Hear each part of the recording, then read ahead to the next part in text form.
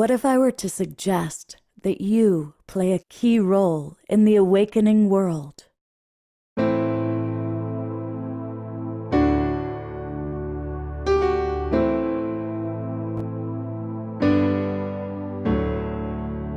that you are watching this because you have heard the call.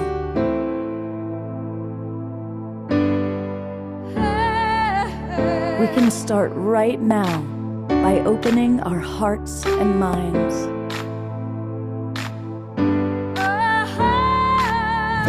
Welcome to the awakening world.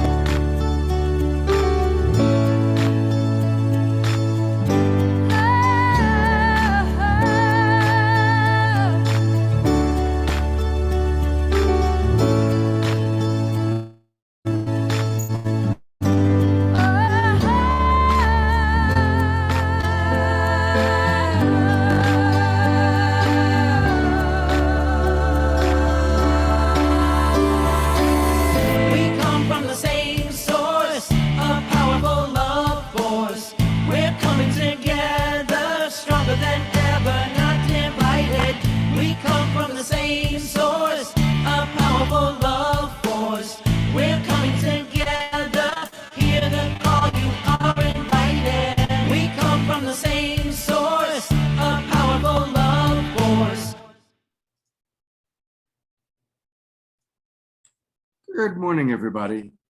I'm Coach Scott Thomas, your host for today's show, along with my co-host Krista, who you'll meet in a moment.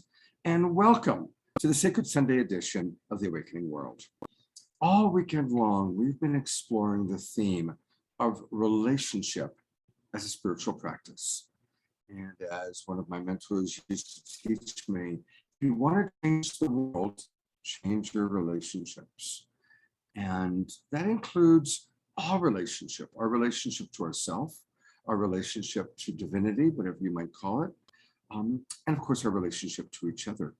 And so we're going to be talking about that today and hopefully really kind of wrapping up all that we've explored, all that we've been looking at all weekend long, because it's been a very dynamic weekend. I want to welcome all of our friends in the Zoom room. And of course, I see a lot of our regulars that are with us. And many of you have been with us for all three shows. And we really want to hear from you today. So thank you, welcome, and be interactive. And I want to also thank all the people that are watching us on Facebook and YouTube. A big shout out to my friends John and Summer Raymer.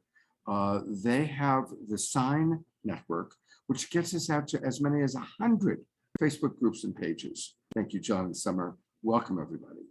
Now, if you're watching on Facebook or on YouTube, I'm going to invite you to come on into our Zoom room, because that's where we can interact with you, we can get your questions, and it's really, really easy. Go to globalpeacetribe.com. That's our website, globalpeacetribe.com, and register. It's really, really easy. You just click this little link down here, and it'll take you to the registration page. And when you register, you're going to get the links, not just to today, but the links to all of our shows. We do at least 3 shows every weekend. This weekend, we're doing 5. We do a lot, providing information, inspiration with amazing speakers, amazing guests. And you can see all the different shows that we did this weekend. Plus yesterday, we did a Twin Flame show, Twin Ray show. So when you register, you get the links to all of our shows. And you also get on our email list. You only get emails from us. We don't share the list with anyone else, but we'll send you access to our replays and access to special events that we are collaborating with, hosting. So join us. The Global Peace Tribe is a really beautiful, wonderful group of people. We have wonderful guests, some really lovely souls today who are wise and fun. We're going to be sharing. We'll come back to her in a moment, but I'm really delighted that Krista is back as my co-host, and she has a lot of wisdom to share about relationship, and she's going to be tracking what's going on in the chat box. Of course, you already know our beloved brother Omashar will be providing us with wonderful music today, both at the beginning and at the end. My friend Viraja Prema is with us. Some of you have seen her on the show before. She is a wonderful relationship teacher and somebody that I have great respect for. And a new friend. This is her first time on The Awakening World. This is Diana Hayworth. She is an author, a mother, a grandmother, a member of the Evolutionary Leaders Network. And of course, many of you have seen so many of the members of the Evolutionary Leaders Network on our shows, especially when I'm blessed to have Reverend Deb Moldow co-hosting. So welcome everybody. We're going to hear from all these wise souls, but I'm going to put the attention right now on our dear friend, Krista, who's going to lead us in an opening, kind of drop in, an opportunity to really drop in with each other. Thank you, Scott. A pleasure and honor to be here again. And I want to just welcome the entire tribe, our beautiful guests today, and Omashar, and also all of our sisters and brothers, part of this incredible Awakening World tribe. So I already saw that Eleanor Joy is in her heart. So just thanks for bringing that groundedness and energy, Eleanor Joy. I know you're a loyal Awakening World member, and we're so grateful. And wow, I just love to see also that today is Dorina shared Happy World Sexual Health Day. So we can bring that into the relationship topic, and then also National Wildlife Day. And she's in Ecuador. So thank you, sister, for sharing that with us. Let's get out in nature and honor that. So I'd love for everyone just to go ahead and keep your eyes open or closed, however you want to connect in with yourself. But let's just focus in on the breath and the relationship with self. And just breathing some deep breaths into the heart. Deep belly breaths. Slowing the breath, slowing the heart, just to be present in this now. Knowing that this is a place you can come anytime. The relationship with self is so sacred and where all the magic begins. So as you breathe into the heart this morning, I would love for you to bring up a gratitude, and you get to choose. Breathing in that gratitude of maybe that morning coffee, maybe being able to spend time with a family member or a dear friend this weekend, or just the gratitude of community that you get to experience through the Awakening World. So just take a moment to anchor in that gratitude, whatever that might be for you, and just continue to breathe that in. And now let's go ahead. Let's amplify it times 10. Amplify that gratitude and just start to feel that effervescent sensation in the heart center as every cell expands. Gratitude is the highest state of receivership. And now let's go ahead and just take that level of gratitude and just share it with our Mother Gaia, just sending it down into the earth through your sit bones or through your feet, however you're connected and grounded onto the earth right now. And just expressing our gratitude to the Mother. And just the gratitude that every single day on this planet, we are supported by her. Even when we think we're alone, even when we think things are going wrong, she has been there supporting us every single breath. And now just envision that beautiful golden cord of light from your heart reaching down into the crystalline core of Gaia, anchoring it in, and just envision that golden cord wrapping around the crystalline core, grounding you, connecting you to the energy of the earth.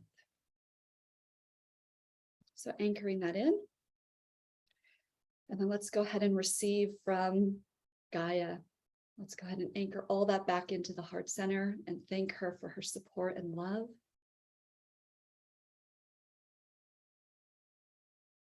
Breathing that into the heart.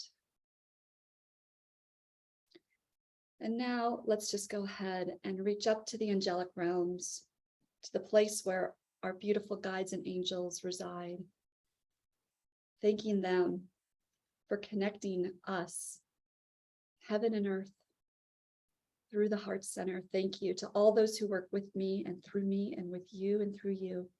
May we all be together here in communion today in this beautiful tribe. Breathing that in and just coming back into the heart, knowing that it is the human heart grid that anchors in heaven on earth and all of us together here in this now. I love you.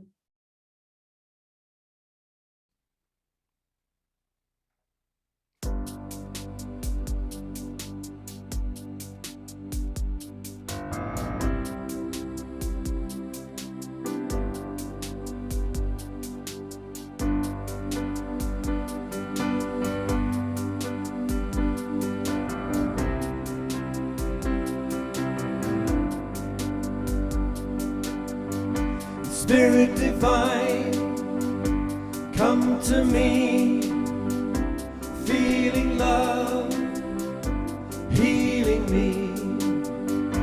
Open my heart, allow me to see beauty and love surrounding me.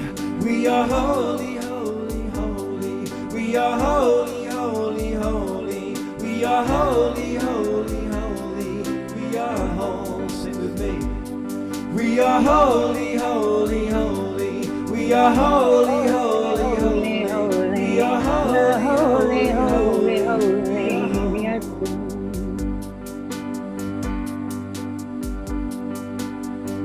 a spirit of love, the gift of grace, an open heart, the sacred space. Open my mind, allow me to see that I am home and you live in me.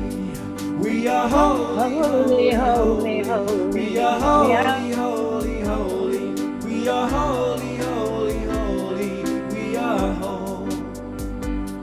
We are holy, holy, holy. We are holy, holy, holy. We are holy, holy, holy. We are home. Spirit divine, come to me, feeling love, healing me. Open my heart, allow me to see beauty and love lives in me. We are holy, holy, holy. We are holy, holy, holy. We are holy, holy, holy. We are home. We are holy, holy, holy. We are holy, holy, holy. We are holy, holy, holy. We are home. One more time. We are holy, holy, holy. We are holy, holy, holy. We are holy, holy, holy. We are home.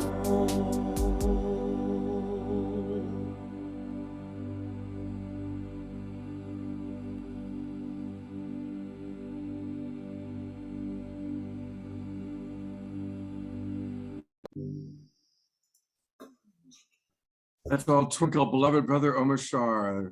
A beautiful, beautiful opening song. And also Twinkling Krista. I love that opening meditation, Krista. Thank you so much. It was beautiful. Welcome, everybody. Big hello to all of you, those of you who have your cameras on. So appreciate watching you sing and dance and move and groove. And welcome, of course, everybody who doesn't have their camera on. We love you as well. And we'll be hearing more from beloved brother Omar Shah a little bit later. But a reminder, we can always support Omar Shah by going to Bandcamp. If you go to omarshah.bandcamp.com, that's where you can find all of his wonderful music, and including a lot of the songs you've heard him play on this show. Let's support our musicians. So please remember to do that. omarshah.bandcamp.com. And thank you, Omar Shah. You bring so much love, so much good vibe. You become such a big part of these shows. Thank you so much. My pleasure. Thank you. Well, relationship as spiritual practice. I'm going to ask an opening question. We'll go to Diane first, then to Viraja, and then back to Krista. And I'm going to ask each of you if you'd be willing, and by the way, I've prepped them so they aren't prepared for these questions. I'd love for you to be willing to share when it's been hard, when you've had maybe a hard relationship experience, and how you moved through it and came to see it as a spiritual practice. And I'm sure that that's true really for all of us if we think about it. And so I'm going to go to our new guest first. And I'm so glad to have you with us, Diane. Thank you so much. It's really, really good to have you with us. And I kind of can imagine she will be able to help us here because she wrote a book called How to Choose Love When You Just Want to Slap Somebody. That's really the name of the book. So I think you're definitely going to have something to share about relationship with spiritual practice.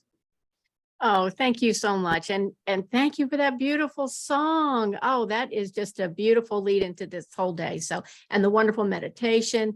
What a joy to be here and to talk about something that is so near and dear to my heart. I shared with Scott and all the guests today that I actually have been married 3 times. And I don't necessarily recommend it, by the way. But that has been my spiritual path.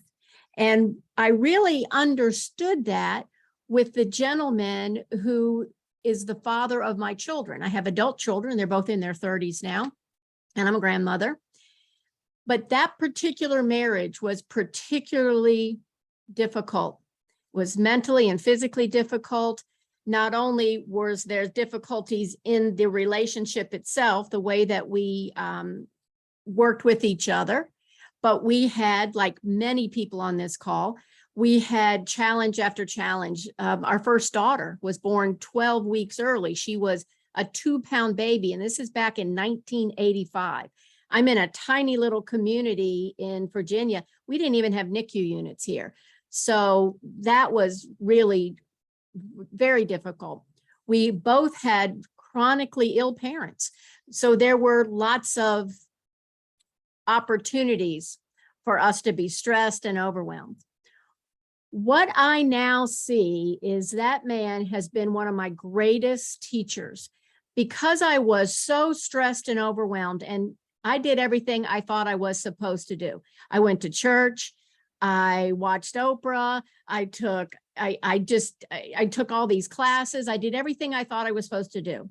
What changed for me was when I started to meditate. And I realized that this outer experience in all vectors of my life changed when my interior connection to divine changed.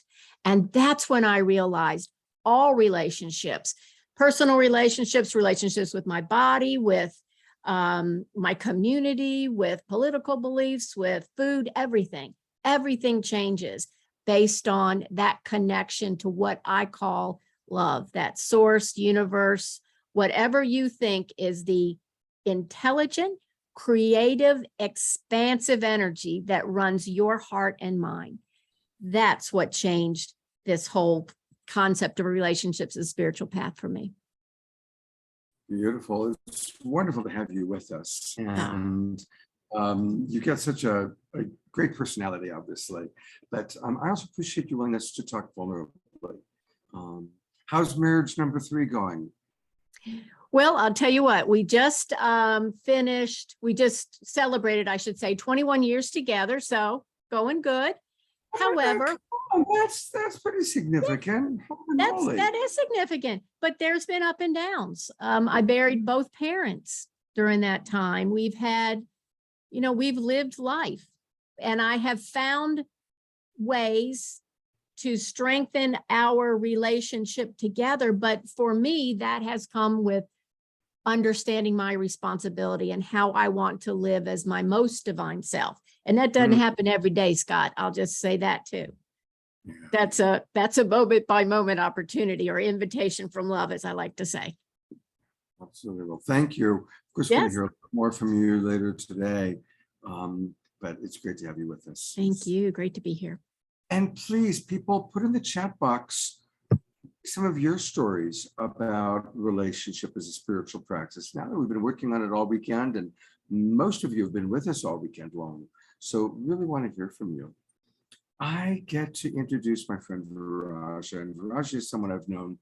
I think, how long have we known each other now, Viraja? 12 years, 15 years, something like that. Probably 15 years. Yeah. Yeah. She was 16 when I first met her, just so you know. It's what? I was joking. I said that Oh. you were only 16 when we first met. 16. Um, Thank you. But Viraja, and I've watched Viraja go through her wonderful journeys of living in different locations. She's raised two beautiful boys. And so I certainly am eager to hear what you choose to talk about. And if you wish to talk about raising the boys, that certainly at some point today is something that I'd love to hear, because you've been single through some of those times, but I also know you were able to craft a beautiful, even living in with the father of your children, even though you were no longer together as romantic partners. You lived together, you collaborated, and I've really always respected and admired your ability to do that. So I want to acknowledge that, Viraja, and just turn it over to whatever you want to share about relationship and spiritual practice. Thank you. In fact, this right here is from my youngest son and I playing, and his head comes up and hits my head, and we have this moment of like, I go, oh, my lip never wins. It's like this part of the manifestation of the dynamism and challenges in relationship. Like my youngest son and I, who's now 12, have a very loving, sweet relationship, but a lot of times when we wrestle or we do things, I physically get hurt. Like, like it's like incorporating the light in the dark somehow, some way. It's true. I have two children. My oldest is almost 16, and I have their co-parent, and their dad is my co-parent, and we uncoupled 10 years ago. And for the 11 years ago, and for the last 6 years, we've been living in a family home as conscious co-parents and co-life mates in that way. And in that time frame, I've also had a very deeply significant partnership with another man. And then I'm now deepening into a relationship with a new person. So I've had four deep relationships since I've uncoupled with the father of my children. And there's so much to share. You were asking the prompt at the beginning of like, what's been hard, devastating, traumatic, that we can utilize as, I say, as the fodder, the fuel for our awakening and our healing. It's even just the uncoupling with the father of my children. That was, there was 5 years of each of us going deeply into our own processes and deep healing and a lot of anger.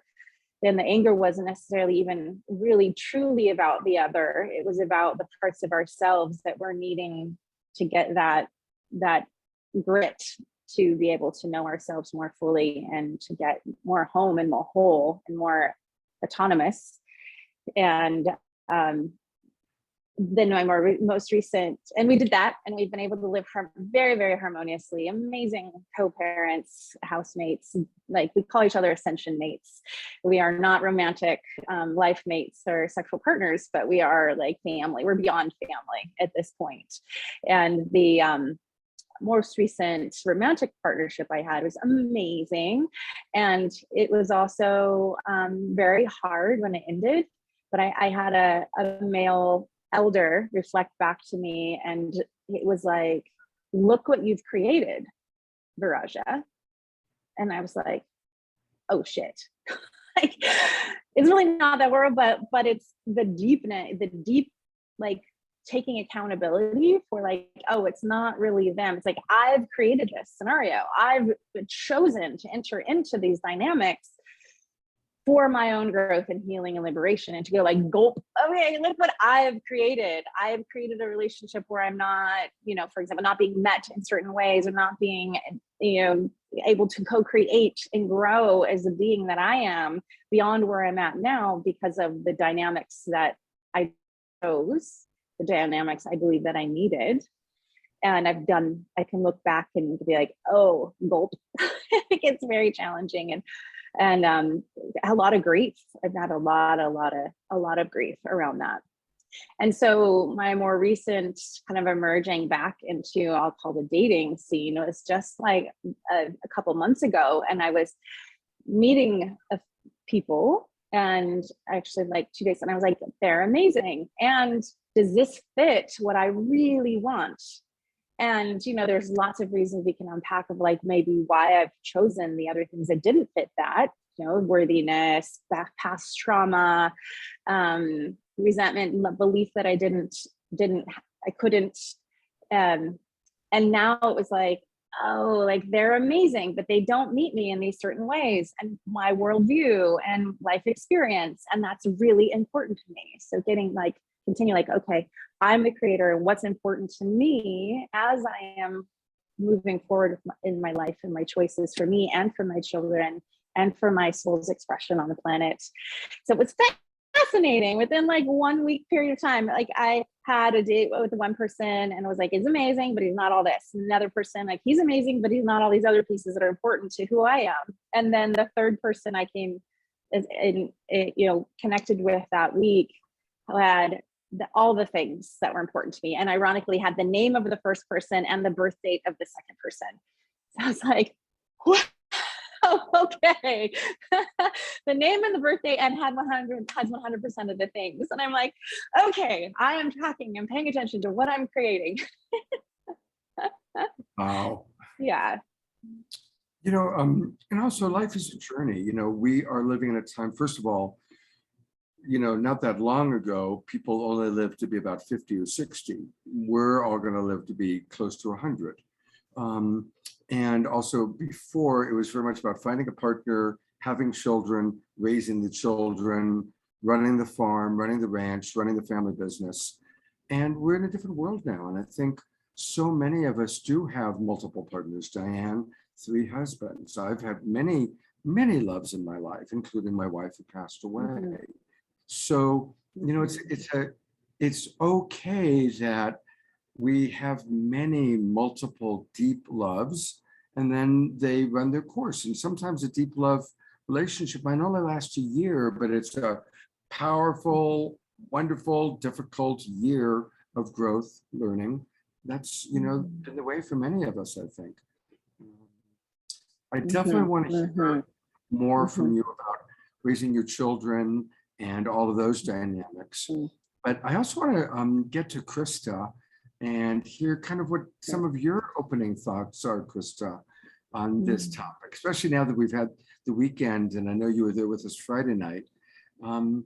What has evolved for you over the weekend as you've reflected on the topic? Thank you so much, Scott, for asking, and just so beautiful to be here. And Diane and Viraja, thank you for your shares and just being so transparent with us, because the transparency is really what allows us to connect with each other and really understand each other's story and how it can apply, and how we can, take some of those principles or ideas or thoughts or the ways that you have chosen to lead your life and be that example for your families and all your friends and all the people around you, and for us to reflect that back. So Scott, to answer your question, that's really what's come up. Every share that I've heard this weekend, starting with Raquel on Friday, and then all the beautiful couples we got to hear from last night, and having Dolphin on the show as well, just brings in so many aspects and dynamics of relationship. And I believe that that gives us this opportunity to drop into self, because again, it always starts with us and how we choose to show up, not only for ourselves, but with other people. Just 1 second. Dad, I can't have you in here. Thanks. Okay. While we have this big commercial announcement, I'll let her talk to her for a moment. I'll take over. I want to read some of the comments that have come in. Karen writes, relationship as a spiritual practice for me has been to be present with a deep, complete acknowledgement for each person that I am truly gifted to experience in my life. And that's very much along the lines of what we were just talking about the multiple relationships in our lives. So thank you for that, Karen. Susan wrote, becoming a parent, I had an agreement with my co-parent to address our birth family issues. That is very wise. You know, when I'm counseling people who are dating, I say, don't just talk about all the wonderful things, talk about your issues, talk about your patterns, the things that you're working on. So those are really, you know, beautiful examples. Jeffrey writes, relationships are what we do as we do being human, our rock tumbler to polish us in our lovolution. Absolutely, beautifully stated. And Dorina, and I always appreciate what Dorina has to say. I appreciate what all of you have to say. Dorina writes, it is interesting the spectrum of conversations around relationships and sexuality that are occurring around the globe. That's right. From LGBT centered in North America to the shockingly high domestic violence rates in South America, to the women's liberation waves in the Middle East and Asia, to the sexual education of children in Europe, and so much more. And yet it all starts with our inner conversations, our beliefs, healthy boundaries, healing the early childhood trauma, social programming, and harmful beliefs. Very, very beautifully stated, Dorina. Thank you for that. And I'll read one more from Omashar, and then it looks like Krista's back. Omashar says, I have two, oh, we're about to learn a little bit about Brother Omashar that we may not have known. I have two children with two different mothers. Both mothers remained my friends, and we co-parented our children mostly with grace and ease. That's a blessing. My second child, I became Mr. Mom, as her mother wished a little more space to be in her own life. So thank you, Brother Omashar, for sharing. I'm going to bring you on for a second, Omashar. Thank you for sharing that. You are welcome. It's been an interesting road, and as I mentioned, as I revealed last night on the program, it's been almost a decade that I've been in partnership with myself only. And yeah, I dedicated myself to my daughter, who's now just turned 15, and I gave, you know, you become everything for them. I became the mother figure for a while there, and that shifted a couple of years ago, and that's another story which we won't go into right now. But it's been beautiful. When I split up with my son's mother, at the beginning there was a bit of rock and roll happening, and I just decided that whatever was going to come out of my mouth towards this woman is going to be love, no matter what she's feeling. I'm just going to give love and acceptance and grace and receptivity, and it took about 3 years of me just only sending back love and not reacting to whatever was going on as much as I could within my consciousness at that time. And after 3 years, we became really good friends. I could go and crash on her couch, sleep on her couch where she was living, and we could visit and cross, you know, it was great. It was lovely. And anyway, that's kind of it at the moment. I'm going to start to ramble otherwise. So. Well, thank you for sharing that, Omashar. Thank you. It's good to get to know. I'm curious if you ever wrote a song, maybe you did, about being a Mr. Mom. No, I have. Well, maybe I have. But actually, the song I wrote about being Mr. Mum was when my daughter, around 11, she got a menses at 11 and a half, which is kind of youngish from my old British perspective. But and she started separating really quickly from me. She really wanted to go off and be with her mum now, and I wrote a song called "I Wish the Best for You," and it's saying no matter what you do in your life, I wish the best for you. I was hurting so much, man.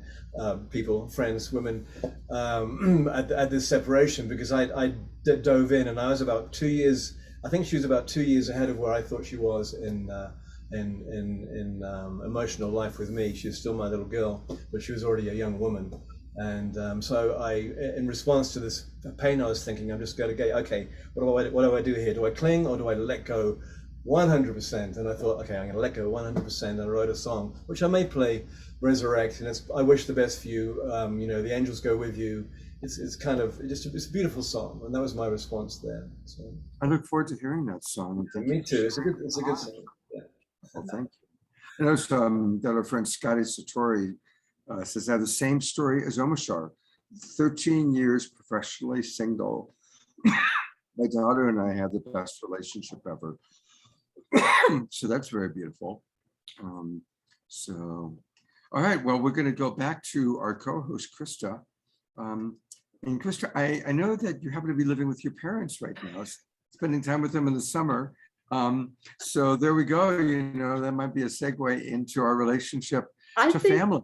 there are no mistakes. And I know I shared that last night on the call, Scott. And, you know, the topic that I wanted to bring in for what I wanted to share in response to when it's been hard in a relationship experience is really about holding an unconditional love. So yeah, I've had this opportunity to move in with my parents over the summer, and it's been so beautiful. And ultimately, you know, my biggest aha moment in my life around relationship is that when we do the inner work with ourselves, all of a sudden, all these other dynamics and other relationships start to shift. And you realize that, wow, when I change, others change. And that's been so beautiful. So there's been so much peace and harmony living with my parents. And we actually had this conversation just recently, a month, you know, between us, how easy it's been and how just fun it's been and how much we enjoy each other's company. So that's been so beautiful. And then also when things come up, you know, like boundaries with personal space and things like that, you know, I just hold unconditional love because I know that my dad is being so supportive of me being on this call and wanting to be part of it. And there was just a miscommunication. I had sent him the Zoom link to come in, and instead he opened up the door to the office. So all is good. And, you know, we just get to hold that love, knowing that his intention was just to be supportive and be part of the call. So, and in that too, I had something come up that was very challenging in a recent friendship. And I know we're talking a lot about different relationship dynamics here, but also with friends. I had a beautiful friend for about 6 or 7 years who's been very, very supportive of my journey to step into my own truth, to be self-employed, to do the work that I'm here to do.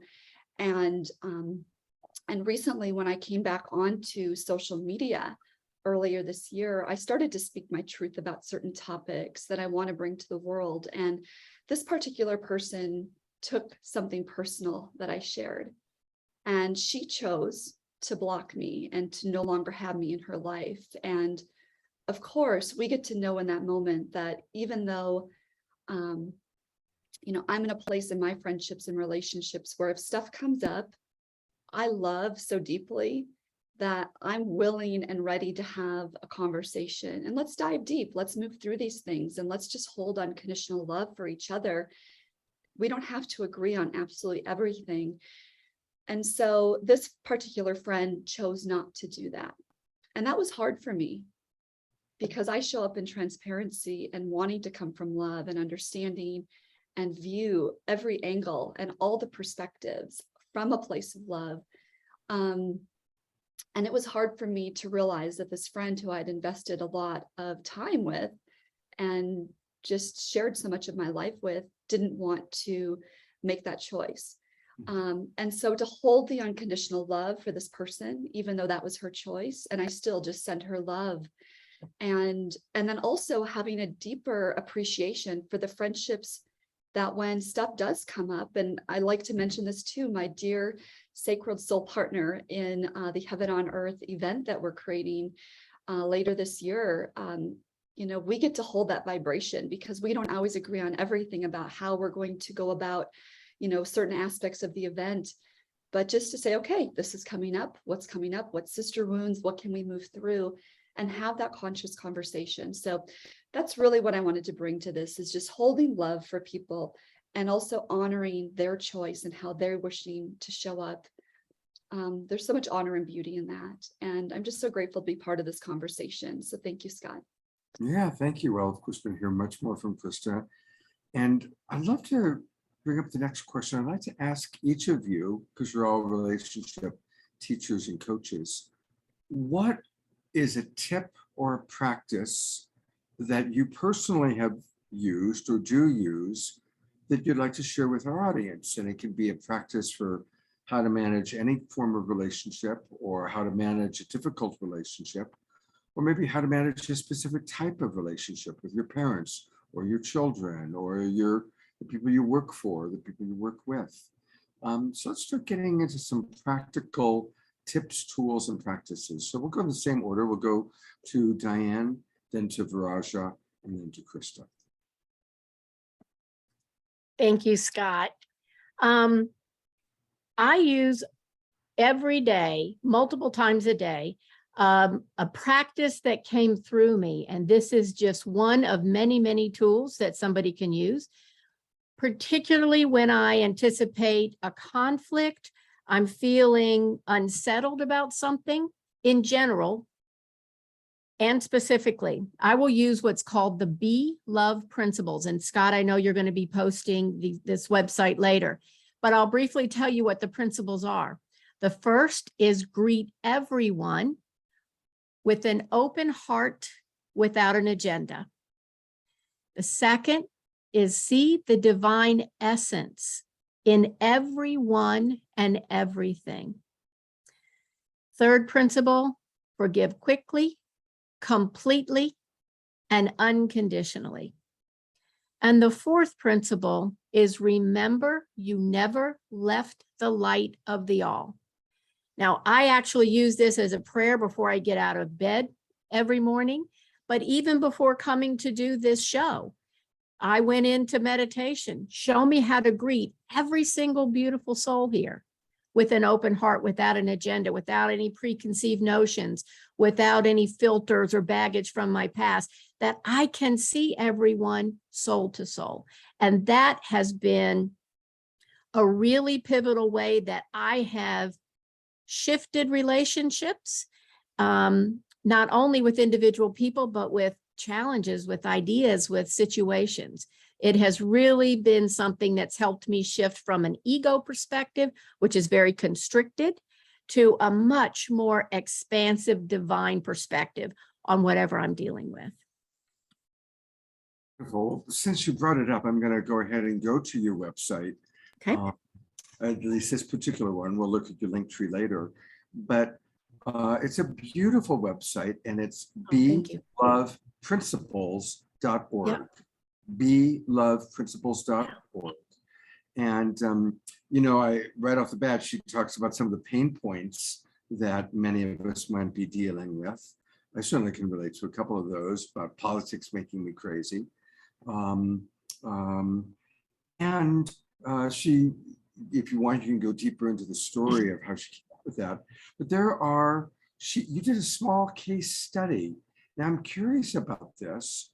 According to the case study, self-love increased 14%, Yeah. feeling peaceful increased 17%, overall happiness 14%, life situation 17%, divine connection 29%, and overall clarity increased 60%. So now tell us about your case study.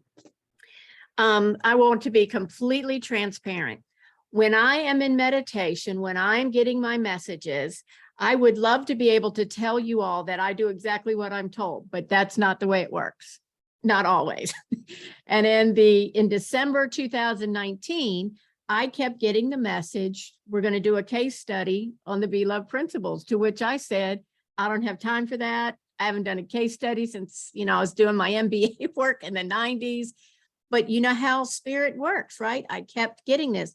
So I was actually downloaded with a survey instrument and exactly how to run the study.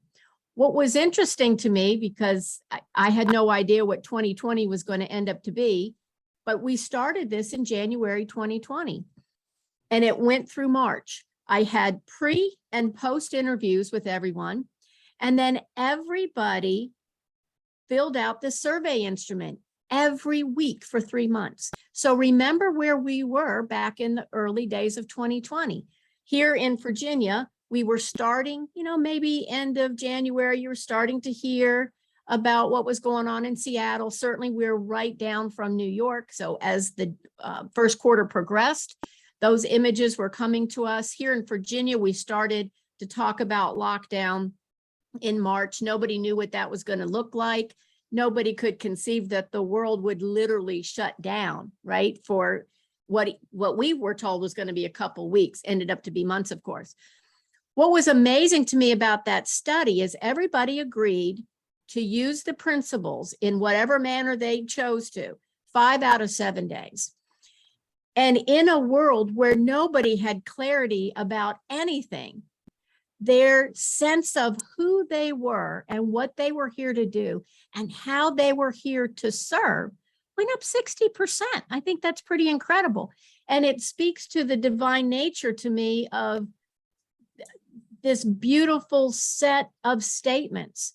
They use them individually. And here's a tip. One of the things that I do regularly, and I have my clients do, is look in their own eyes in the mirror and say, show me how to greet myself with an open heart, without an agenda. And we go through that way. So nobody was more surprised about those than me, actually, Scott, when I put all that stuff together. But it just, I'm so thankful that Spirit prompted me to do that, because it has just been a beautiful validation and one that I can share with others now. Well, thank you for the Be Love principles. And of course, we'll come back to you a little bit later on in the show, but it's great to have you with us. Thank you so much. Oh, thank you. It's beautiful principles. Faraja, I'm bringing you on again, and I would love to hear some of your tips, tools, and practices for relationship. Thank you. I love this conversation. And thank you, Diane. Those were so well categorized. I really like the meta principles that you're naming for each of us. And I agree, like, it's not always easy to do it, practice it imperfectly, but it's great to have the road signs.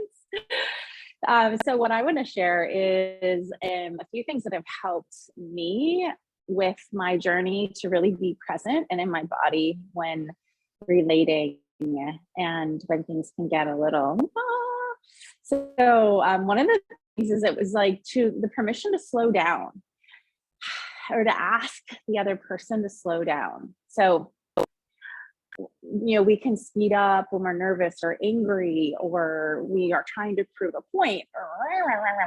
So it actually was a big growth and learning for me to be able to acknowledge, well, I need to slow things down. The technical speak is like my nervous system needs to down regulate so I can really be present, so I can receive what's happening, so I can stay in connection. And if things amp up, I'm not able to do that.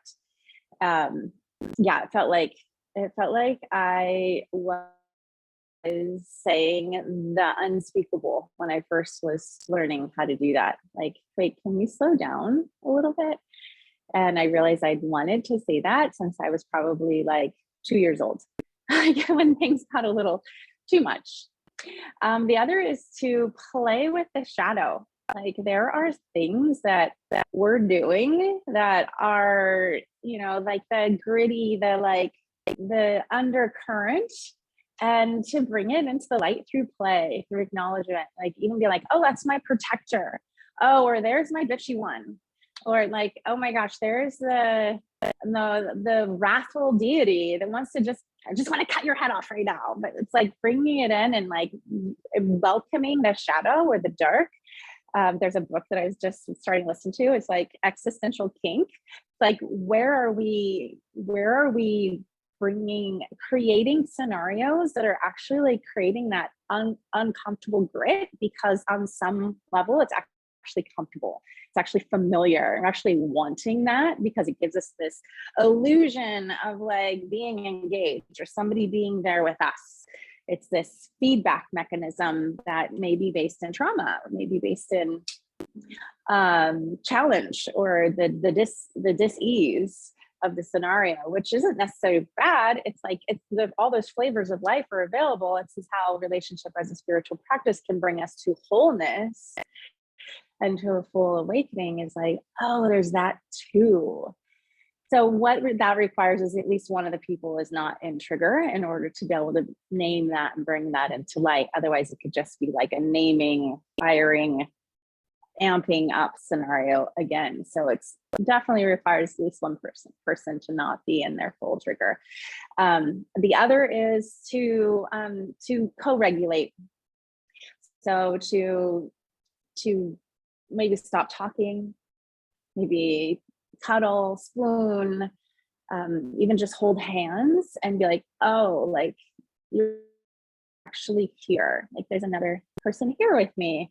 So all of the nonverbal cognitive parts, all of those can be kind of quieted, hopefully put to the side for a bit, so that the other parts of us can be present, can get that body to body human limbic system feedback of like, oh, like I don't have to figure out the right thing to say right now, and you're not going to cut my head off, and I'm actually okay. Like I'm okay. It's like, or whatever the language is for you in that moment. They're not going to abandon me, or not going to, you know, they do still care, do still love me. So a lot of the slowing down, which could include like just maybe let's take 5 breaths, or let's slow down the conversation.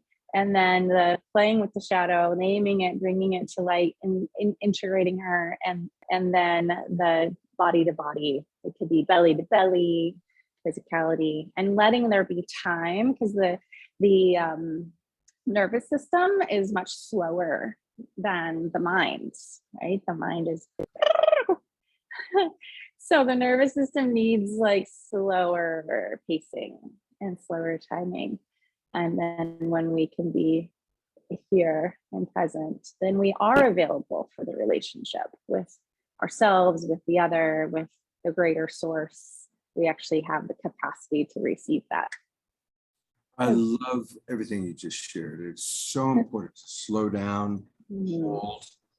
And honestly, it reminds me of a funny story. There was a big teaching for me, Viraja, about 21 years ago. I was with my wife. She, of course, was still alive. And I had met Marshall Rosenberg and was studying compassionate communication. And I was really excited about it. And when we would have a conflict come up, I'd want to go right into NVC, wanting to go right into compassionate communication. And at some point, my wife, Suchi, just looked at me and said, Scott, shut up and just hold me. And that's what she needed. She didn't need more talk. She didn't need to figure out what my needs and my values and my feelings were. She just needed to be held. It was such a teaching about, holding, slowing down. We're mammals. We need homeostasis. And sometimes to get out of our head and into our body, because the body remembers love faster than the ego. The ego and the mind is still wanting to be right and wanting to whatever, whereas the body just wants to relax. So I really appreciate what you brought up. Thank you. We're going to go to 2 websites for Viraja today. So tell us a little bit about Dakini University. What's this all about? So I'm excited, everyone, to share for the first time really publicly that I'm launching a new resource. It's called Dakini University, and it's a passion project that's accumulated from my life experience and training and initiations this lifetime and many lifetimes.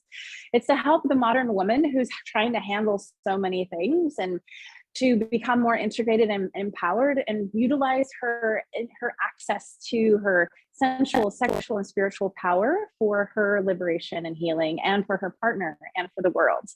So it's like how to understand the energetics and the love dynamics and the sensual, sexual ways in which we can activate and amplify our own energy and that of our partner, and do it in a way that's connected and grounded and integrated with all aspects.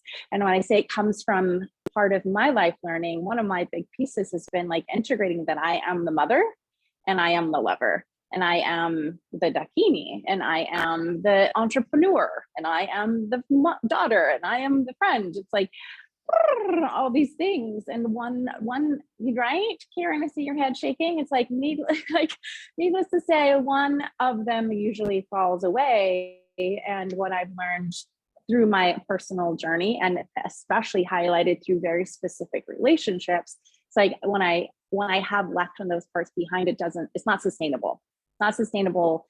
It's not fulfilling for me or those around me. And I wanted to needed to find another way. So, and the sensual and sexual spiritual power that I'm talking about is like how it's like unique for every person, and how can we continue to stay connected to that no matter what age we are, no matter what relationship we're in, whether we're partnered or not partnered. It's like that is our divine life force energy, and it's our birthright to have that, and to have the community of women so that we can understand and craft that together, and then learn the particular skills and the confidence to lean into our relationships with the knowing that's who we are. And then it evokes the best in our partner as well. Like we get to continue to call the best in each other out. So it's a more proactive, conscious co-evolution. Beautiful. Great work. And Yeah. of course, we'll hear more from Viraja a little bit later on in the show, but congratulations on Dakini University. That's very, very Thank you. very, very Mhm. cool. Thank you. People are applauding and cheering. Thank you. Very excited. Krista, wow. Well, amazing. again, tips, Oh, thank tools, you. practices. And something that you wrote to me about today, you have grandparents still alive that have been married for 65 plus years. So I just want to acknowledge that's incredible. That's amazing. That's how old I am, actually. Wow. Yeah, that crossed my mind last night when we were hearing from our beautiful couples that we were watching the recordings. And I thought, wow, there's just so much wisdom in, with time on this planet and with being in relationship. And, and I think just as much as people learn from being together that many years, I also think about Diane's story, how much you learn from even shorter relationships or multiple relationships. So, there's just so many ways to look at it. But yeah, there's, my parents have been married almost 43 years, and my other set of grandparents before my grandfather passed had also celebrated a 60-year anniversary. So just beautiful to be witness to such long-term loving relationships and being so close to family these years. But I do have a few tools just to go back to the prompt that you brought. And, one of the things too that came into my field of consciousness, Viraja, when you were speaking about slowing down and just being present, is a Wayne Dyer quote that I have just really kept in my heart for many years now, probably 10, 15 years, somewhere like that. And it is that it is better to be kind than to be right. And when I hear that quote, or when I think of it, or when something's triggering me, I can just bite my lip and say, okay, how can I find kindness and compassion in this moment versus my agenda is the right agenda? Because that's not always the truth. So that's one of I could put that chat in the chat so that everyone can save that quote as well, because it's certainly been one that has supported me on my journey. So staying neutral and staying kind are great tools.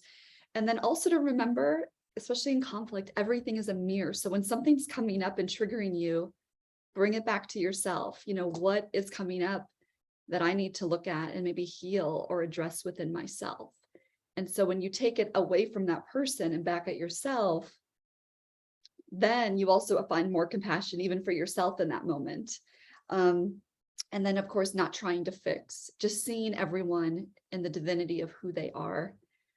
That's been a big thing for me, to stay out of judgment and just to love them on their journey exactly where they are. So those are some of the things I'd love to share. Thank you, Scott.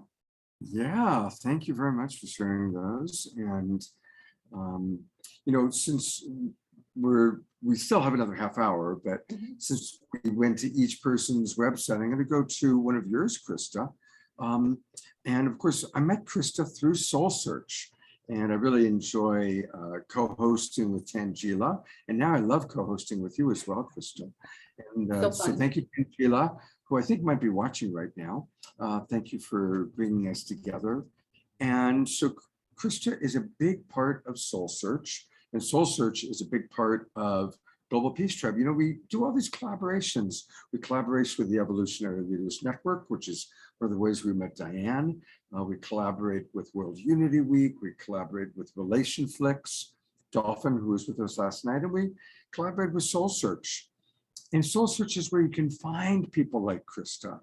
And she is a very gifted medium, psychic, healer, coach. I love how you bring all these worlds together. And this is a way that people can contact you. And I believe that you are offering actually ways for people to connect and get to know you. So tell us a little bit more about your work as a coach and in working one-on-one with people.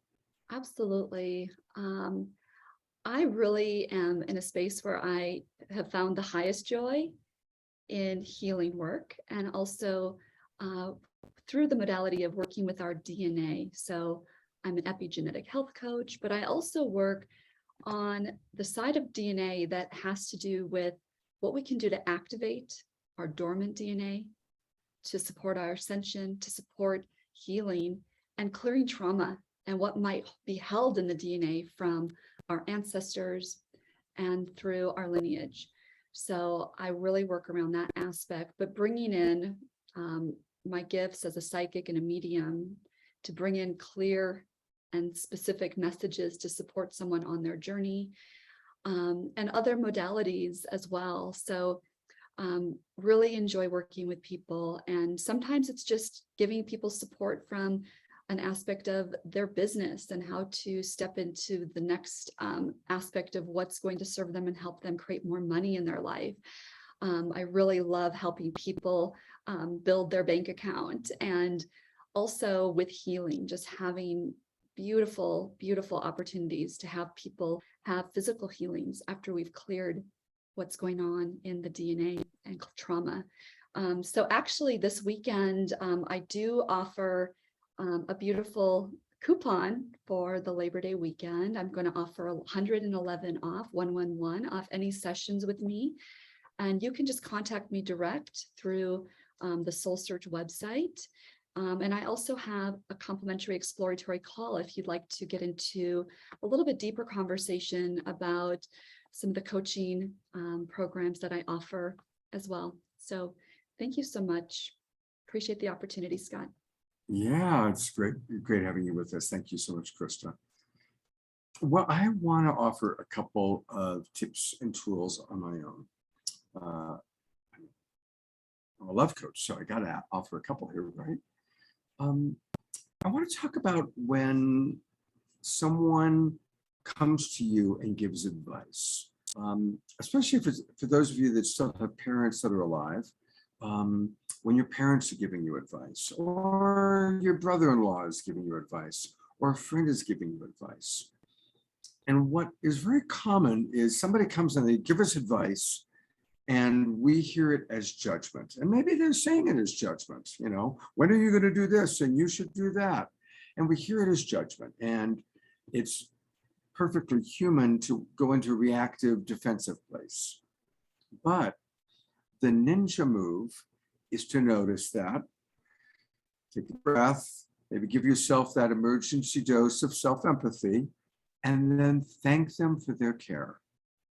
Thank you, Mom, for how much you care about me. Thank you, brother-in-law, for wanting to improve the quality of my life. Flip into just appreciating their intention to improve the quality of your life. And it's a good tip to really put into your consciousness, because it is pretty common that people give us advice and there may be judgment that we hear or judgment that is in that message, but really underneath it, if we can just acknowledge appreciation, going back to Krista's beautiful opening meditation of gratitude, learning to be grateful at all times and expressing gratitude. Even when somebody comes at us in critical way, if we can turn it around and go into gratitude, it's the ninja move, it's the Aikido move. In Aikido, which is, by the way, the martial art form associated with compassionate communication, a big part of the way of thinking is that when your attacker comes towards you, you redirect the energy, right? And that's what we always want to do. And gratitude is a wonderful way of redirecting the energy. Someone comes at you with criticism, how can we turn it around into gratitude? Wow, thank you for pointing that out. I think you really are wanting to help me right now. Thank you. So that's my little ninja tip and tool. All right, we've got about a half hour left. I mean, we don't have to end exactly at 11:30, but I want to ask, we'll go one more round with each of our presenters. So whatever you want to speak to. I know that Jeffrey had asked a wonderful question about how to consciously uncouple. And if everybody else wants to address that, I'll do that at the end, because I work a lot with people. I'm right now helping 2 couples consciously uncouple. So that's something that I can certainly address. But if anybody else wants to address it, great. But there's so many other relationships we can talk about, including our relationship to the divine. So we'll go same order. Diane, love to hear what you'd like to share. Well, this has been such a deep, rich conversation. So thank you, everyone. And for all the comments, I just want to thank everybody and acknowledge how that all adds to this energy today. So first of all, thank you very much for that. When it comes to conscious uncoupling, whether it's romantic partnerships or even business partnerships, could be all kinds of those sorts of things. One of the practices that I go to is I ask myself, what does love look like here? Love for myself, love for the other person, love for whoever and whatever's involved. And how does love move me forward? This isn't the love of attachment. To me, this is that energy of love that is inside of all of us, that is intelligent. That's one of the things that has really helped my relationships evolve. Understanding that love is intelligent, expansive, and creative, and it can guide me in ways that my ego personality self would just never see. So that is one of the ways that I would approach all kinds of relationship opportunities. And I look at those actually as invitations from love. I do believe there are gifts in each of these invitations. I will say that sometimes the gifts seem to be wrapped in ugly paper. I'm not going to lie about that, but I can always see that there is an opportunity for love, no matter what the situation. Does that make sense, Scott? Absolutely. Beautiful. Beautifully put. And I've never heard that before. Love sometimes wrapped in ugly paper. Yeah. I've never heard that term. Yeah, before. the gift of love, not love. Love's always beautiful, but sometimes that gift doesn't seem to be in pretty paper. So, but still a gift. Yeah, exactly. And it is a constant practice of learning what veil am I seeing this through. I talk a lot about our veils of past pain, and I think it's important for people to really spend significant time self-reflecting. What are my veils of past pain? When I see a certain person or have a certain situation and that veil of past pain comes down, learning how to be aware of it so that we can lift it and see that person or see the world more clearly. So, your love wrapped as a gift in ugly paper is another way of noticing that. It's like, okay, is there love inside here, even though it's coming in a form that's not quite what I was expecting or doesn't fit my preferences. I like that. Doesn't fit my preferences. That has happened quite often in my life. And it was only in retrospect that I could see the gifts. Well, I mentioned earlier, my daughter was born 12 weeks early. I would not wish that scenario on anyone. And yet I had a near-death experience that literally changed my entire life as a result.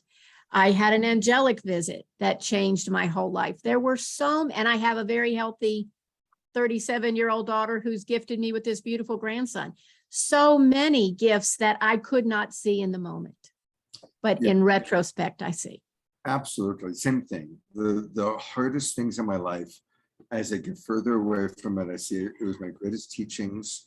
It was, what helped evolve me. And Almost was bringing up a good kind of aspect to this, seeing the divine in each other. And there's a wonderful practice, I've mentioned this on previous shows, to reduce judgment of another person. A practice that I've been using for a long time is when I notice that I'm judging another person, I can take a breath and think to myself, there's God fully experiencing itself as Donald Trump. Or we can take it a step further, there I am fully experiencing myself as Joe Biden or Hillary Clinton or whoever we might get triggered by. And I'm using political figures because often we can get triggered by political figures. And so just recognizing that it's life experiencing itself as that person, or myself, if you ascribe to the oneness perspective of life. So those are ways that we can see the divinity in others.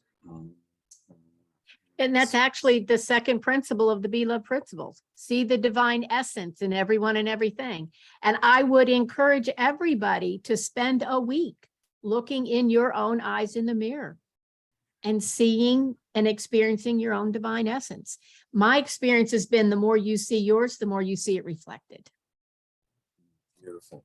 Well, again, to remember to find all things Diana, I want to go to your website, and Diana she uses Linktree. We like Linktree. We like Linktree. Linktree is great. It's great. And what Linktree is, everybody, is it's a place where someone like Diana, who has so many different things that she's doing, can put all of her different websites, all of her different projects and programs. So again, it's in the chat box. So it's, in her case, it's Linktree/Diane L. Hayworth. Do you pronounce it Hayworth or Haworth? It's Hayworth, and actually I'll put something in a lot simpler. It's actually morefromdiane.com will take you there. So that's the easy way. I'll put that in there too. Great. And thank you. You did my name correctly the first time, Scott. Thank you. Okay, great. And so many different things. I'm just curious, look at this. All the different YouTube TV shows, things that she's done. I clicked on that. I haven't looked at it before, but look at that. She's got a lot going on. I'm going to subscribe to your channel here. Oh, yay. Yay. And hopefully you'll be able to add this to that list.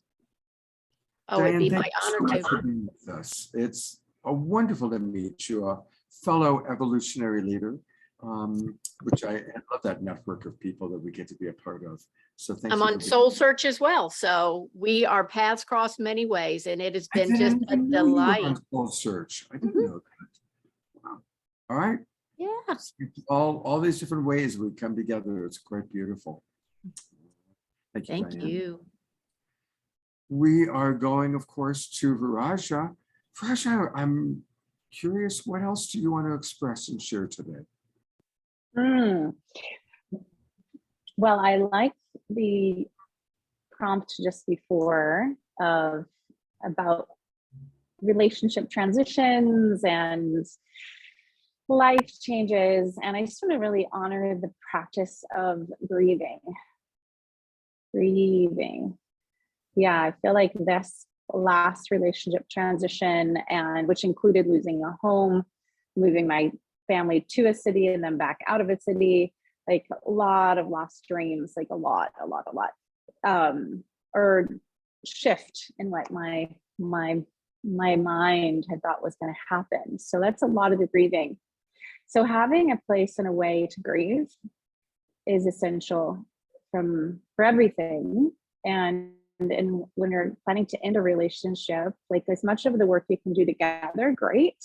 And giving other support, yes, like, because we're designed to grieve with others and with community, and for it to move through our entire body and out of our nervous system so that we can be clean, clear to create what's next and to fully integrate the lessons from the prior experiences.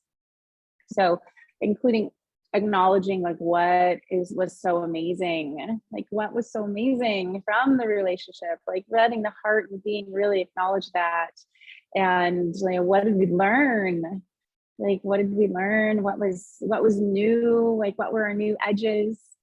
Like I had the experience for the first time of dating somebody who actually had children, which was such a journey to have his side healing, where I could come in and we can actually meet and create a relationship, which was so important to me, so sacred. And then when our relationship shifted, and it's like I wasn't only grieving like the man being, it was like the children, like my mama heart was like, whoa, in this territory I'd never known before.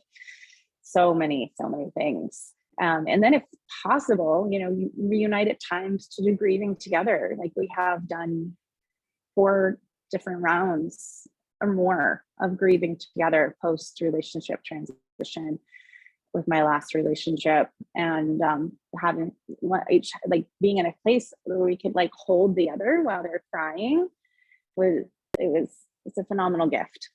Phenomenal gift. And I feel like as I say it right now, my heart's like, ouch. But it's good ouch. It's like that growing ouch, the thing they say, like your heart breaks because it's breaking open, right? And it's through the relational dynamics that we find our new capacity for what else we can do and love and how we can be. And my tracking now is like going back around to like parenting, and in contrast to that, like parenting has been always something in my mind. It was going to be my part of my spiritual path is being a mother. And part of the dynamic of that for me is it's the longevity. It's like the commitment. It's like the continual showing up, the continual nurturing of this relationship that I've agreed to, that I wanted, and this continual presence of this body being my soul that I get to be there for, or I have to, or I get to, or I have the honor of stewarding. And it's the consistency of showing up for that, and like who am I today, or how much can I move through what all the other stuff that's going on in my life to continue to show up for this being again and again and again. And it's like a workout program for life for a person, all of us in our own ways. But for me, it's like the grounding and the honor of knowing myself in each moment in relationship with these beings as they're growing and knowing more of who they are, and watching the transition from baby to adult, all the stages. Like every stage is amazing. It's an absolute miracle. So it's like this continuum, the continuum of that, is extraordinary. And I have a 15-year-old who's so incredibly embodied and mature, and has gone through some challenging times when he was younger, of kind of orienting in his own body and his own sensory processing and his own relational capacities. And like for us to be able to just speak openly and clearly about what we're learning, what we're knowing, what we're discovering, what our challenges are with this being, it's amazing. He just said the other day, Mom, you know what? I'm like, what? He goes, I've started my personal growth journey. I'm like, as one would at 15. Can you tell me more about that? And he's like, you know what I found out? I'm watching some YouTube channels, I'm reading a book, and they're all saying what you and dad have been saying the whole time. I said, well, you're of the generation that, or a example of a generation that has parents that have been cracking the codes and pulling the curtains back and committed to being open and honest and transparent in our own growth. Like, that was absolutely the foundation of my life prior to having a child. In fact, when I could have become a mother the first time, and it wasn't the right scenario from every direction, I realized, oh, I am responsible for my healing, and anything I don't clear up or tend to, my child's going to have to be with or deal with.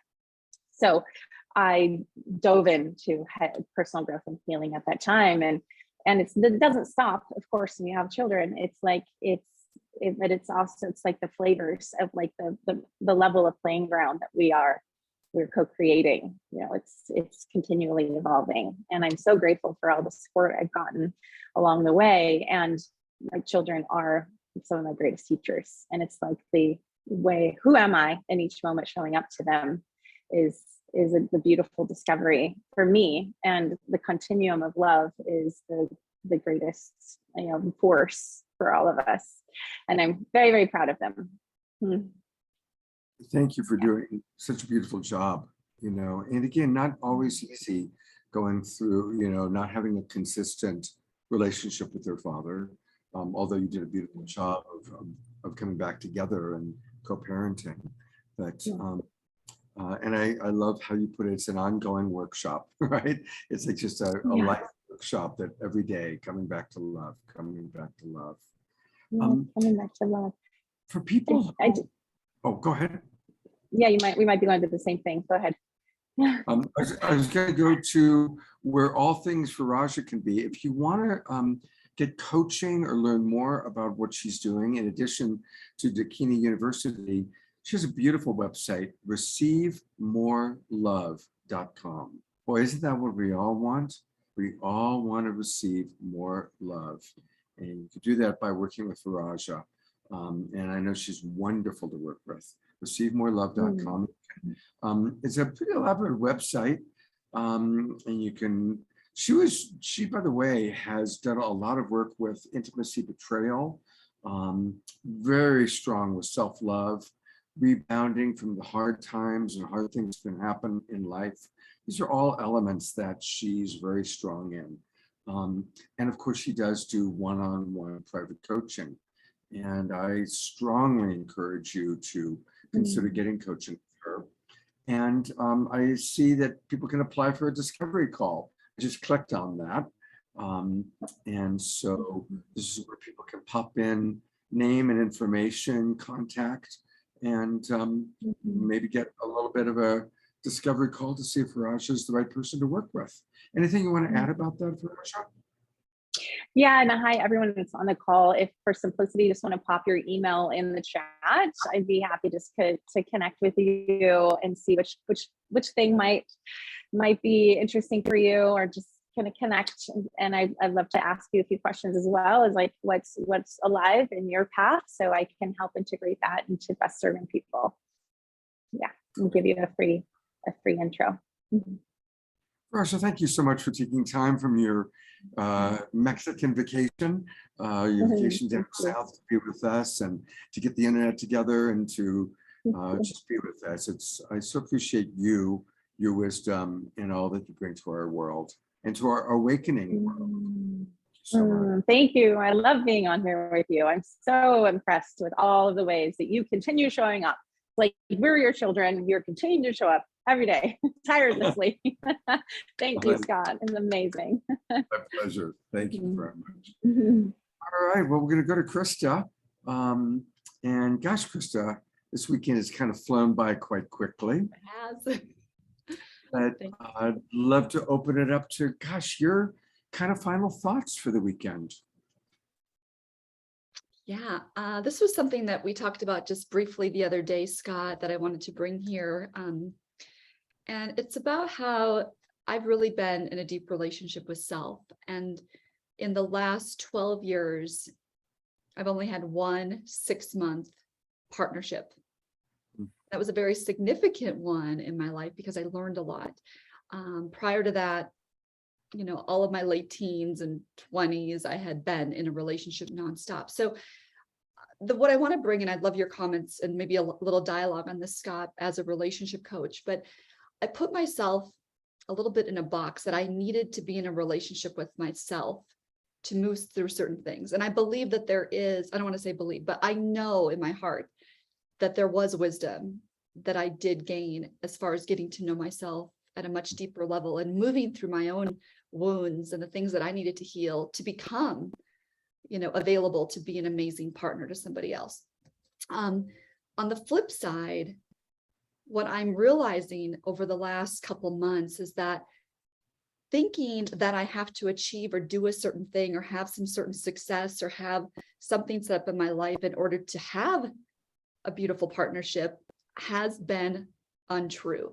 And so I just wanted to bring both sides of that and have maybe you comment on that, because it's been a big liberating thing that why did I think that, or why did I have to move through that? But, it is what it is. And now I'm at this place where I have that deeper realization. I love your vulnerability in bringing that up, and certainly with myself and very much in coaching people. I've observed that we as human beings often come up with very complex ways to avoid not claiming what we want the most. It's like what we most want to be in relationship, what we most want to experience in life, we often create this, well, I have to do this, and this before that can happen. Or I need to achieve this, and this before I can allow myself to receive. And the people that I've observed that have the most magic in their life, if you will, and actually the twin ray, many of us are familiar with the twin ray. The twin ray have an amazing circular flow going on where they receive a lot and they give a lot. They're in a beautiful flow. And in 2 years, they've created a lot of magic in their life. They're very, very generous, and they're also very receptive. And so I would say that taking what you brought up to all of us, what is it we really want in our life? And to what degree have we put blocks to receiving it? I'm not worthy, I'm not ready. Now, the other side of it that I also want to acknowledge is the value of discernment. And I've been single for 3 years. And I've actually been happy. I've had a good 3 years. I'm happiest when I'm in a healthy relationship. And if I could wave my magic wand, I would love to be in a beautiful romantic partnership, doing great things together with somebody. I'd love that. But I also have recognized I'm at a time in my life where I'm really in discernment. And I'm very selective now about who I'm going to merge with in that way. Same. So finding that balance of being open, receptive, and available, but also being discerning, because obviously when we were all younger, we just jumped in, it's like, we would jump quicker into relationship. We would jump quicker into that merging experience because it feels so good to merge with another human being. So I'd say just let's all reflect on where are we with really being open and available, and where are we with discernment, the discernment piece. So I said a lot, and I'm curious how that lands for you, Krista. Yeah, in fact, it all just resonates so deeply with me. And so thank you for all your comments. And I just know I'm exactly where I'm supposed to be. And having, deeper realizations as I'm on my own journey is just such a beautiful gift, right? And, as a coach, I also have a coach. And one thing that came up recently with her as well was that I already am all the love. We are that same, everything that makes up the universe is what makes up each of us. We are all that divinity. So when we realize and acknowledge that we already are all of it, Mhm. we don't need to seek something outside of us, and that we also deserve and are worthy of all of it at the same time. So thank you. And I just wanted to comment too, there's been so many beautiful comments in the chat. And I see Eleanor Joy just saying right now, for me in the past, my jumping in was due to the neediness and an inner emptiness. And of course, Eleanor Joy, it's, as you realize that too, you develop that more deeper discernment and wisdom over the years. And now you're grateful for that discernment and the love affair that you're having with your own divine self. And I think that's beautiful. And Jeffrey saying, I'm just where I'm supposed to be. And you know that because that's where you are. How beautiful. And George just coming in right now too, immortal and eternal physically. This is what the Twin Way offers in their understanding. And that is beautiful. They did bring that up yesterday as well. I think that was incredible. While you're still on camera, I want us to talk about 2 retreats in Sedona that are happening. So, hey, everybody, pack your bags. Sedona is going to be a place to be in from like mid-October to mid-November because there are a pair of retreats that we are both very involved with. And the first one will be the first Global Peace Tribe retreat. And I know that some of the people that are with us today have already registered for this. Really excited about it. And there's a beautiful picture of Nicole and Krista, along with the picture of me with Tangela. Deborah Giusti will be there. Omoshar will be there. And it's going to be a really powerful, powerful time. Join us. It's built around the Super Conscious Music Festival. It's built around a psychic fair. We're going to have about a dozen play shops with people like Krista and Raquel Spring and Tangela and myself teaching play shops. And we're going to gather together for 3 meals a day where we all can eat together, play together, spend time in nature together. It's going to be powerful. So definitely, if you haven't already registered, please join us. Please register.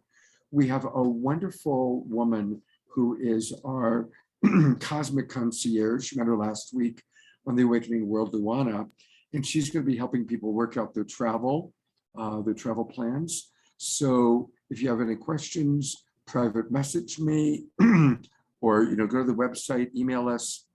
We want to make it work for everybody.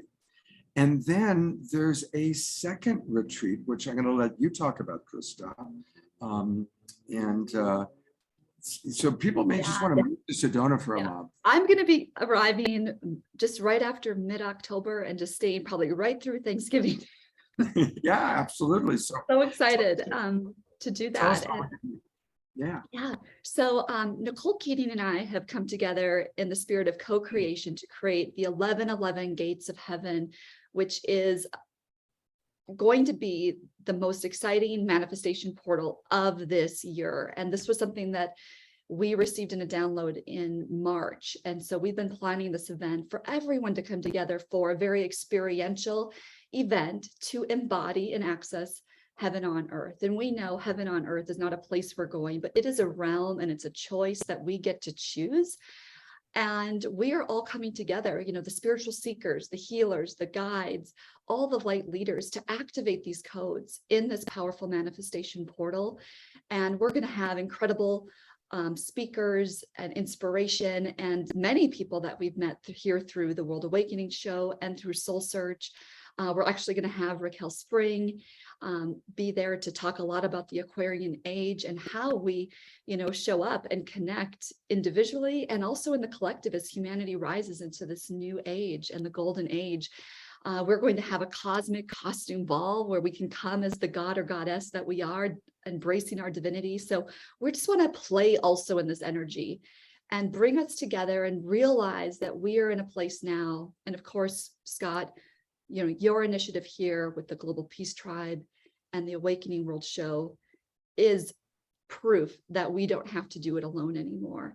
And your retreat, as well as the Gates of Heaven 1111, is all in that spirit to bring people together so that we rise together and that we don't have to go at it alone and that we get to be hand in hand as we bring so much joy and beauty and heaven on earth to this planet. So wanted everyone to know, and I know that you have this in your email that goes out to your community as well, Scott, that for anyone that is part of the Awakening World, we do have a coupon for a discount for our event off of any of the tickets. There's also a live stream for those of you who can't be in Sedona. So please know we want to include everyone. And the code is Awakening, and it's for $80 toward your ticket. And also, I know that will go out in your email, Scott. So thank you for the opportunity to share. If anyone has questions, reach out to me. We'd love to have you there. Beautiful. Thank you so much, Chris. And thank you for being my co-pilot this weekend. I've really enjoyed working with you. Yeah, it's been so fun. Thank you so much. Let's do it again soon. I'd love that. Good. All right, I have one last announcement, and then we're going to go to Omar Shar for our closing song. I'm almost a little somewhere shy around this. Tangela and Ellen Steinfeld asked to interview me for a project they're putting together. So we've scheduled it actually for this afternoon.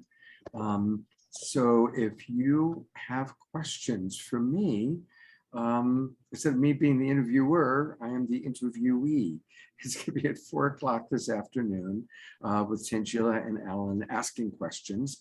Tarina already sent some wonderful questions in that I passed on to them. So I don't quite know beyond that, other than we're going to come together, and I guess I'm going to go a little bit deeper into where they want to go and where you may want to go. So we'd love to have you all join us. I'll put the Zoom room into the chat box. It'll also be on Facebook if you just want to just watch it. So that's kind of a unique something happening this afternoon. All right. Well, thank you everyone for being with us. And I love all the comments that have come in, and so appreciate all of the people that have been with us. I'm going to bring them on one more time. Of course, my wonderful co-host, Krista, my longtime friend, Viraja, Diane, wonderful new person, and of course, Omar Shar, our beloved musical house musician. Let's all twinkle, everybody. I'm going to go to gallery views so we can see everybody twinkling away. And turn your cameras on, everybody, because as Omar Shar plays music, I love to put the camera on everyone as we all move and groove and commune to the music of Omar Shar. Okay, I'm guessing that's my cue. That's your cue, buddy. It's funny, I'm in my room at home, but I feel it's so at home as if I'm in a room with all of us here on the Awakening World. It's almost like, okay, it's my turn. And this song is called We Feel Love. Every song of mine is about the divine love within us. And this is about coming out of the sea of illusion, coming into your heart and realizing, my goodness, I am a sovereign being and I can do this, and I do have the courage to change. And so that's where this one's coming from. And oh yeah, it's on my, I think it's on my This Beautiful Garden album on Bandcamp. All right, press a few technical buttons, and here we go.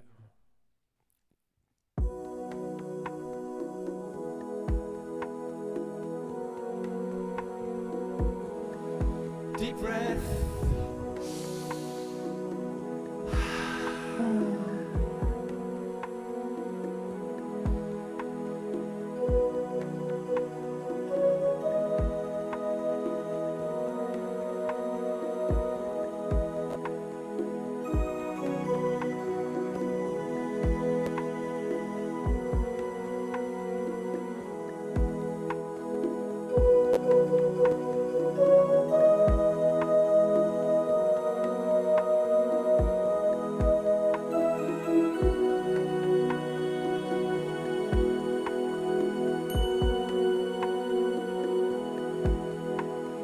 Lost in a sea of illusion,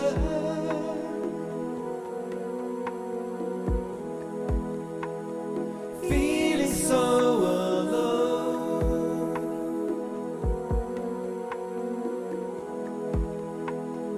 lost on a wave of confusion.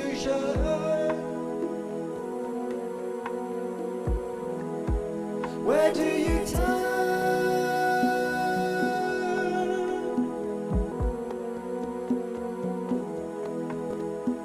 Flow with the tide of completion.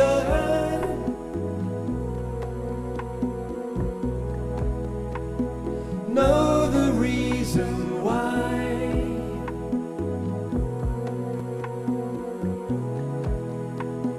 Drink in the waters of healing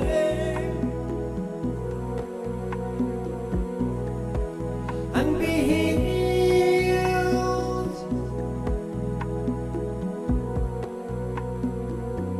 We're coming home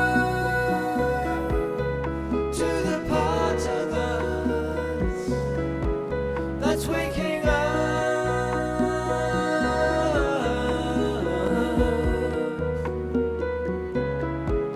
And we know deep inside of us we've got a friend,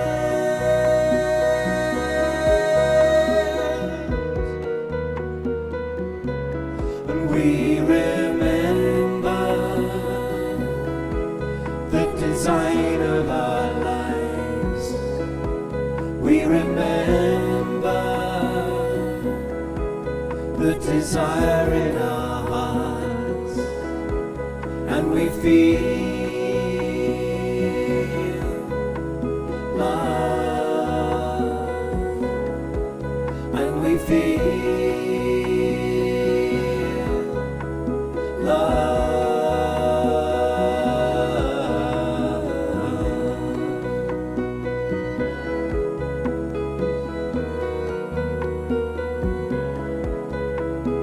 Dive into the depths of your being.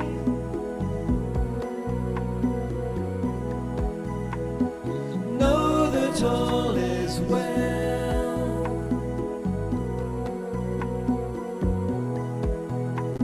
And dive into the deepest ocean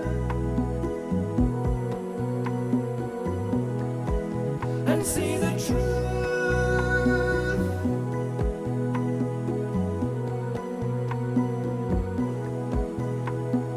Cast off the cover of darkness.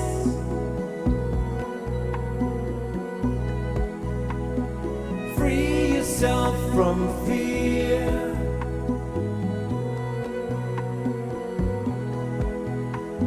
And show that you're ready and willing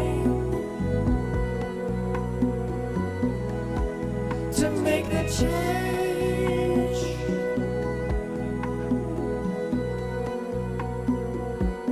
We're coming home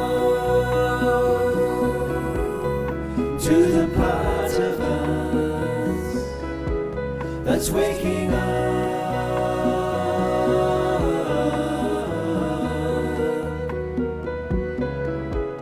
And we know deep inside of us we've got a friend.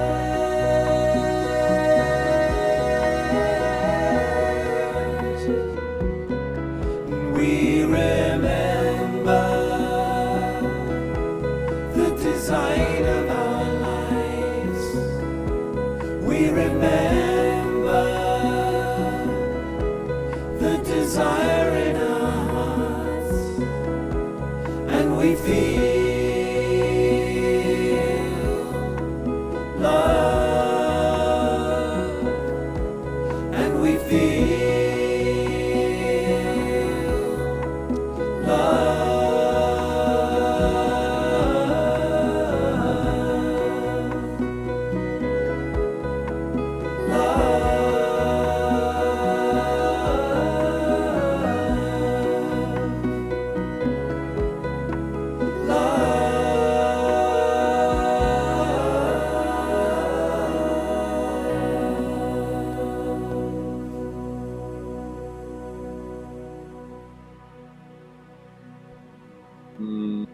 Thank you. That was gorgeous, Omar Shah. Just gorgeous. Thank you. Talk about gorgeous. Look at all these beautiful, beautiful Aren't we beings. gorgeous? We are gorgeous. We are gorgeous. Look at how beautiful everyone is. My gosh, I'm going to actually take a screenshot of that. Smile, everybody, smile. And I'm going to post this. It's beautiful. Thank you so much. All right. Well, it's been a lovely show. Thank you again, brother, beautiful brother Omashar, for all that you do. Always. And thank you, everybody, for being with us. Hopefully, I'll see many of you at 4 o'clock this afternoon. I'm not That's quite right. sure. The deep dive into Scott. That's what it's. Oh, gosh. I'm a little nervous about that. I know, right? All right. Well, I always like to close with a gallery shot. So there's everybody. Thanks again for being with us. And we look forward to seeing you, whether it's this afternoon or next weekend. Or by the way, next weekend's theme is we're celebrating unsung heroes who are creating the new paradigm. That's next weekend's theme. So see you all next weekend or this afternoon. Take care, everybody. Much love.